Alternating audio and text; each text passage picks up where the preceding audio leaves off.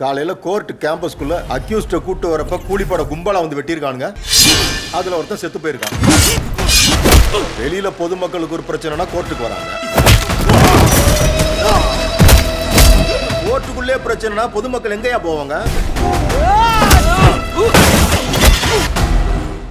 ஏதாவது ஒரு வேலை கிடைச்சா போதுன்னு இந்த போலீஸ் வேலைக்கு வரலாறு.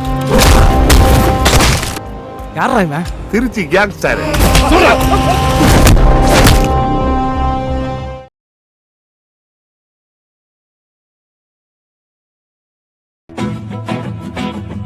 அனைவருக்கும் வணக்கம். நான் உங்கள் பத்திரிகையாளர் ஆர்எஸ் கார்த்திக். இந்த வீடியோவில் நம்ம பார்க்க இருக்கிறது நம்ம வேற லெவல் சினிமா சேனலோட சினிமா விமர்சனம்.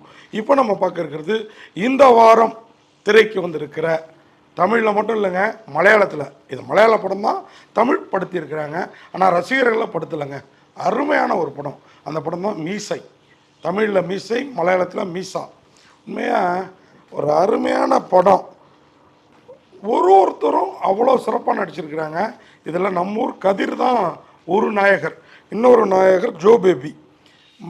இளம் வயது மோகன்லால் மாதிரி நம்ம நிறைய படங்களில் அவரை பார்த்துருப்போம். சில படங்களில் ஹீரோவாக, சில படங்களில் கேரக்டர் ஆர்டிஸ்ட்டாக. அந்த ஜோ பேபி தான் இதில் வந்து கதையின் நாயகராக வராரு. ஜோ பேபி கூட இன்னொரு மெயின் ஹீரோ யாருன்னா கதிர் தான். ஜோ பேபி கூட இன்னொரு நாயகர் தான். என்ன கதை அப்படின்னா, ஒரு கடலும் கடல் சார்ந்த பகுதியுமான கேரளா, அந்த ஊரில் பத்தனம்திட்டா அந்த பகுதி தான். அங்கே காடு, மலை, கடல் எல்லாம் இருக்குது. அங்கே ஒரு அரசியல்வாதி, அதுவும் தோழர்னு கொண்டாடப்படுகின்ற ஒரு கட்சியை சேர்ந்தவர். கம்யூனிஸ்ட் கட்சின்னே வச்சுக்கோங்களேன். இடதா வலதாங்கிறதெல்லாம் நீங்கள் படம் பார்த்து தெரிஞ்சிங்க. அதுக்குள்ளார அவங்க ரொம்ப போகலை.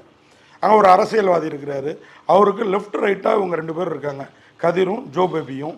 அந்த அரசியல்வாதி தன் அரசியல் புத்தியை இவங்கக்கிட்ட காட்டுறப்போ இவங்க ரெண்டு பேரும் பிரிஞ்சு அவரை காலி பண்ணாங்களா இல்லை பிரிஞ்சு போனாங்களா அப்படிங்கிறது அந்த படத்தோட கதையும் களமும். இதை எவ்வளோ வாழ்வியல் யதார்த்தங்களோட, எவ்வளோ அழகாக, எவ்வளோ பொயட்டிக்காக, எவ்வளோ நாவல்ட்டியாக சொல்ல முடியுமோ அவ்வளோ அழகாக சொல்லியிருக்காங்க. ஒரு பக்கம் இந்த போராட்டத்திலிருந்து கதிர் வன அதிகாரியாக வனத்துக்குள்ளார போயிடுறாரு. அவருடைய காலனி ஜாதி கோட்டாவில் அந்த அரசியல் கட்சியோட பெரிய லீடர் மூலயமா நான் இங்கேருந்து ஒதுங்கணுன்னா எனக்கு ஒரு அரசு உத்தியோகம் வேணுங்கிறாரு. அதுக்காக அவர் அனுப்பி வச்சுறாங்க. இந்த பக்கம் ஜோ பேபி கையை பசைஞ்சிக்கிட்டு தன் பொருளாதாரத்தில் ஒரு காலத்தில் பெரிய ஆள், வாழ்ந்த ஜாதிம்பாங்கள்ல, இந்த மாதிரி வாழ்ந்தாலும் இன்றைக்கி வீட்டிலேயே குத்தி காட்டுறாங்க. ஒரு ஒரு ஒரு ஒரு காட்சியிலலாம் இந்த ஜோபபியோட அம்மா கதிருக்கு வேற ஒரு கோலையில் காஃபி கொடுக்குறாங்க. ஏம்மா அப்படின்னு புரட்சி பேசுகிறாரு. ஒரு கட்டத்தில் அவரே அவங்க ஜாதியை எதிர்த்து நிற்கிறாரு. அதன் பிறகு அதன் பலனாக என்ன கண்டார், திருப்பி கதிரோட இணைஞ்சாரா இல்லையா, கதிர் கடைசி வரைக்கும் இருந்தாரா இல்லையா, இவங்களுக்குள்ளார தன்னுடைய பொலிட்டிக்கல் புத்தியை காட்டி லாபம் அடைய நினைச்சவனோட நிலை இறுதியில் என்னாச்சு, ஜோ பேபி கடைசியாக என்ன பண்ணார், கூடவே இருக்கிற நண்பர்கள் எப்படி துரோகிகளாக ஆறாங்க, தாங்க ஆளாகணுங்கிறதுக்காகங்கிறதெல்லாம் ரொம்ப அழகாக சொல்லி, அதுவும் ஒரு வேட்டை களத்தோட இந்த கதையை ஒரு பக்கமும், இன்னொரு பக்கம் அரசியல் அநாகரிகமானவர்களின் கூடாரமாக ஆயிட்டு இருக்கிறத ஒரு பக்கமும் காட்டியிருக்கிறதுல ரொம்ப அருமையாக இருக்குது இந்த படம். இந்த படம் ரொம்ப அருமையாக என்னை கவர்ந்தது. தான் அப்பாவோட இறுதி சடங்குக்கு காட்டெருமை கறி வேணும்னு காட்டுக்குள்ளார போகிற ஒருத்தர் அந்த வனவில அதிகாரியோட நண்பர்களுக்கு ஒரு மானை வேட்டையாடி கொடுக்குறாரு.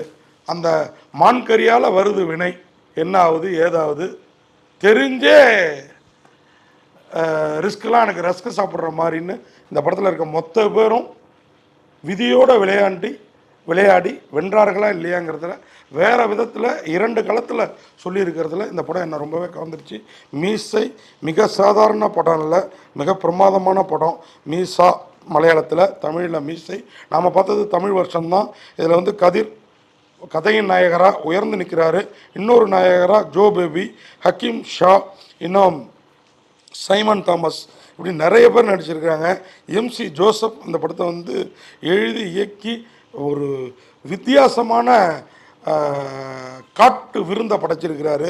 காட்டு விருந்து மட்டும் இல்லை, நாட்டு விருந்தும் படைச்சிருக்கிறாரு.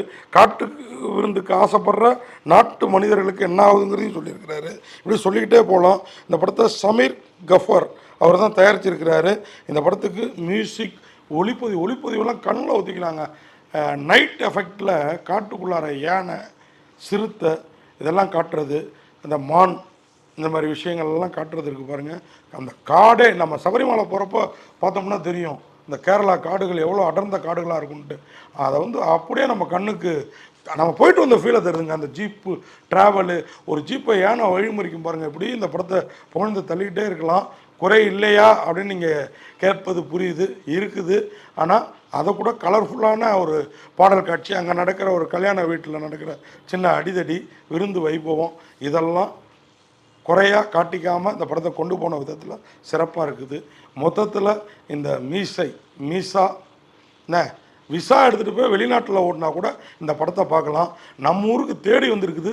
ஸோ போய் மீசாவை, விசா இதெல்லாம் இல்லாமலே பார்த்து ரசித்தா நீங்கள் நல்ல ஒரு படம் பார்த்த திருப்தியை அனுபவிப்பீங்க அப்படின்னு சொல்லி விடைபெறுறேன். நன்றி, வணக்கம்.